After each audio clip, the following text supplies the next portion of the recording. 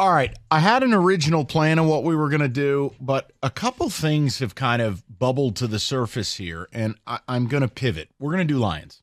If you missed our conversation about Tom Izzo and deep run or die trying, you can use Odyssey.com Rewind. We talked about Dusty May. We also had a really good conversation about the Tigers. All of that's available, Odyssey.com Rewind. I want to talk about the Lions for a second. Our intrepid update man, Mr. Jeremy Otto, has talked about Dan Miller's having a tweet storm or whatever you call it. Touchdown, Detroit Lions. So, Kenny, do you have this since I don't have this toxic, godforsaken program? Please, can you give us the complete Dan Miller? Because I'm going to combo meal this ridiculousness, not Dan, but just the situation, and pair it with something that Dave Burkett said. Okay, let's pull this up. Okay, well, I'm surprised you don't know. You're the ultimate social media whore. Yeah, I have it right here. Lions president Rod Wood talked today about his decision to release Cam Sutton, said it was the right move considering the charges and the fact that he hadn't cooperated with authorities. He was actually in the building in Allen Park when the team learned of the warrant. Wood said the representatives of the team did speak with him and urged him to turn himself in. And then he also says, to be clear, Lions president Rod Wood indicated Cam Sutton was in Allen Park when the team learned of the warrant. I have never, ever, in my lifetime of talking sports, I don't remember a situation like it. I just don't. Happens March 7th. Time warp. Disappearance. Now you find out dude was in the building? Then you're hearing, hey, if anyone knows this man, and they have his license plate like in Florida on flock cameras, but he's really just sitting right there. Right, never have I heard of anything like this. Right. So even more on it, he was working with the strength staff when they approached him and urged him to seek counsel and turn himself in. He left, ending communications with the team. Yeah, his response went something like this.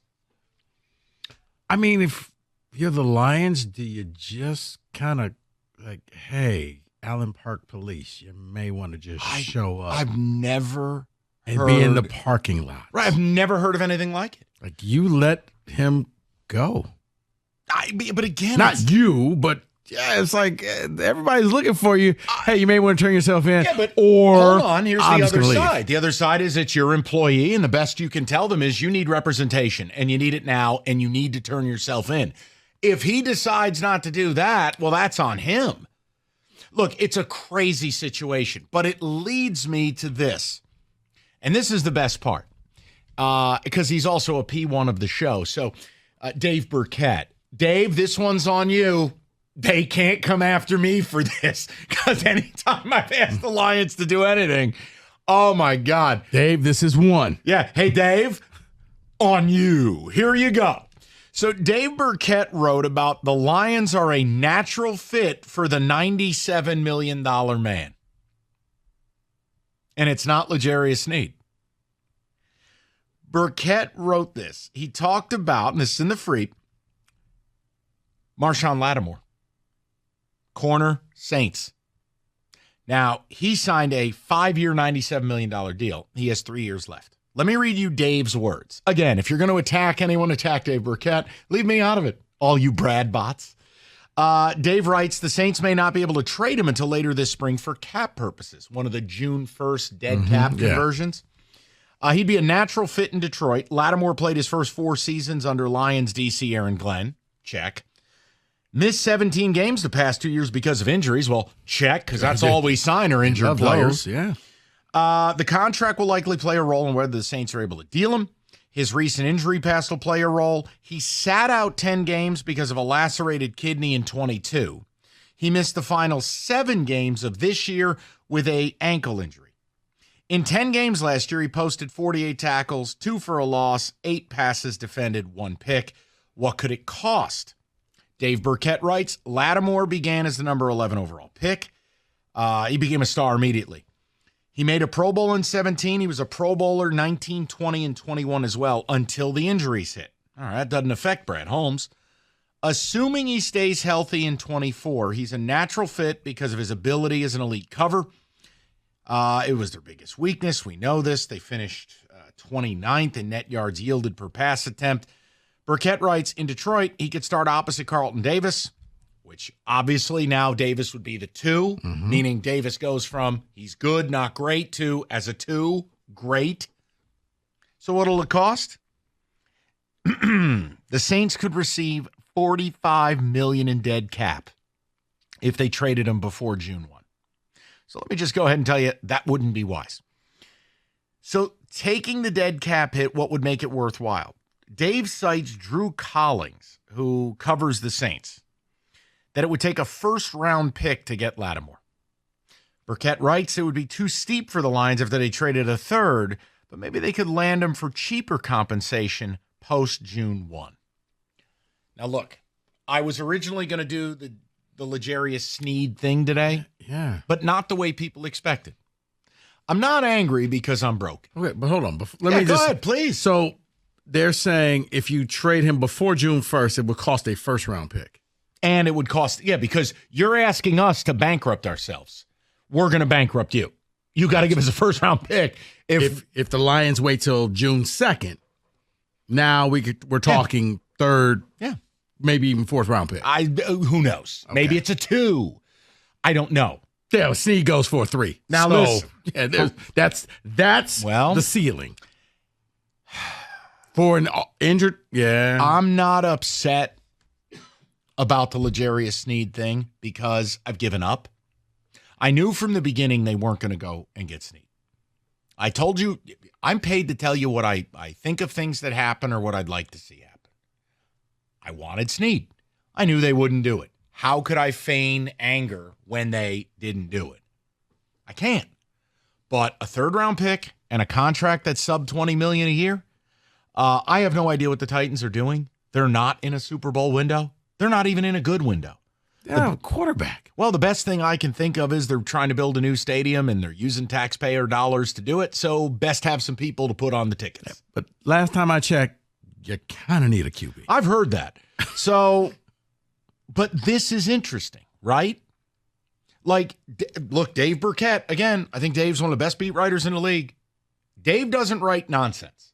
So if you're going to call this radio show claiming nonsense, well, first of all, you would have to attack a prince of a man, Dave Burkett. Don't do that. Dave doesn't write Bula. A man who once hiked with John L. Smith. That's right. Dave Burkett also had one of the best jump shots in his IM West days. Really? Yes. Good mid-range, kind of a Rip Hamilton with way less athletic ability. See, I think we need to have on your pod, like your IM West stories. Plaxico Burress murdered my college roommate. Yeah. Or the Cedric Irvin. Yeah. Oh. And other stories I told you off air. Right, Gag, you have great, you need to add that as a bonus cash to ticket. I specialize in discretion. But I would like to know from the people. The L'Jarius Sneed thing, now that it's happened, don't worry about me. What was your reaction? Are you angry? Are you bummed?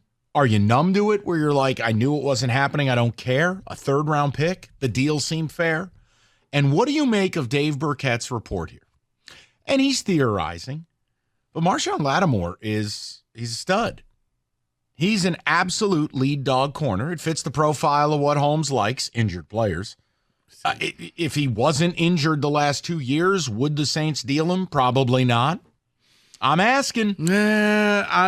You attack Dave Burkett. Leave me out of it. You know what, Dave? That's one.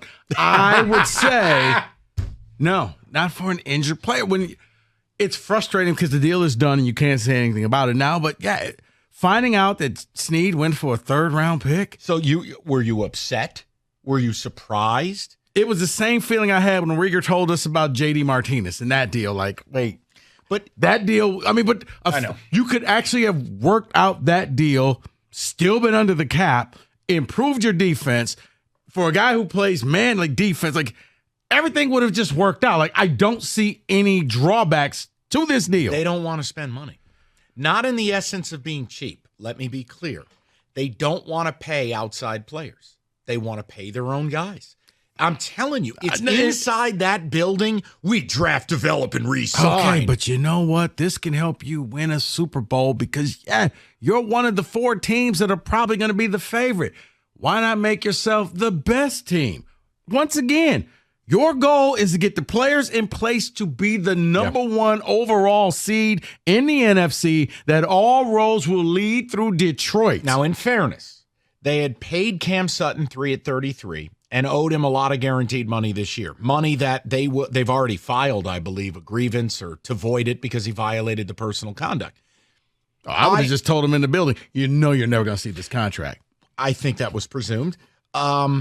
I understand at that time, all right, they don't want to dedicate, call it $90 million or $80 million to Snead and have the 33 on the other side. But now that Cam Sutton has launched himself out of a cannon and you got Carlton Davis and have already redone his deal,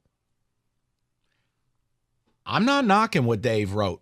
I'm not knocking it, but it's just I'm tired of seeing injured players come in here. It's like, this isn't a MASH unit. This isn't a rehab place. Can you just get me some people who aren't injured? This isn't a rehab place. That's what it feels like. It's a facility to come and rehab your career. Oh, you blew out your knee 3 times.